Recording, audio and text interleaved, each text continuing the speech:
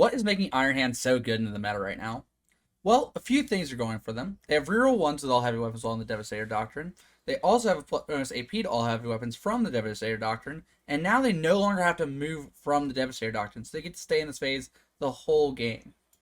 Also, this eliminates the reason to have captains in the list, so it frees up some free points and character slots that you had in your list before, taking captains, lieutenants, and stuff like this. You can still take lieutenants for reroll ones for the army, but you don't need to, especially if you're bringing a lot of vehicles like land speeders, gladiators, and all types of other stuff that just doesn't have the core keyword.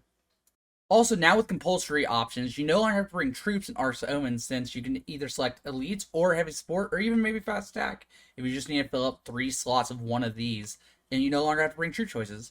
Now, you'll probably still end up bringing a unit of infiltrators just because they are so versatile and help you screen out your opponent. I think the biggest thing about Iron Hands is just the outrageous secondaries they get now. Codex Warfare being one of the strongest secondaries I've seen in a long time. Get 2 points every time you kill a unit with a heavy weapon while in the Dev Doctrine. Well, you're in the Dev Doctrine the whole game now. So, every time you kill a unit, that's 2 points. This is really punishing the MSU armies and elite armies one and the same. This army is known for its very large weapons, high AP, and massive damage. And if you're getting 2 points every time you kill a unit, MSU armies bring a lot of units, roughly 20 units. And if you're something like Custodes, every time you lose a model, that's 50 to 100 points a model you're losing sometimes. The cool part about this is it really makes a different army list that you can play the game. You're not really relying on Terminators, you're not really relying on playing defensively. You're going all out on the damage aspect and just absolutely trying to bring all of your firepower to bear and drop your enemies very quickly normally.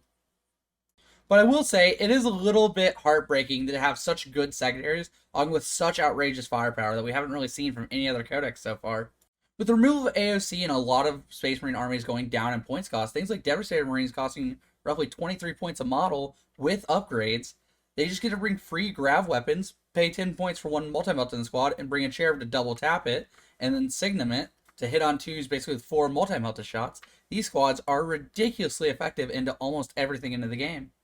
I love how this faction plays more than any other faction. They really stick to their identity. They have large weapons that they bring to bear, and all of these awesome, awesome vehicles that have this devastating firepower when all wrapped together. If large vehicles, heavy weapons, and a mass amount of firepower sounds like your game plan, you'll want to pick up Iron Hands. They sound like the chapter for you. Thank you all, and I'll see you guys in the next one. Peace.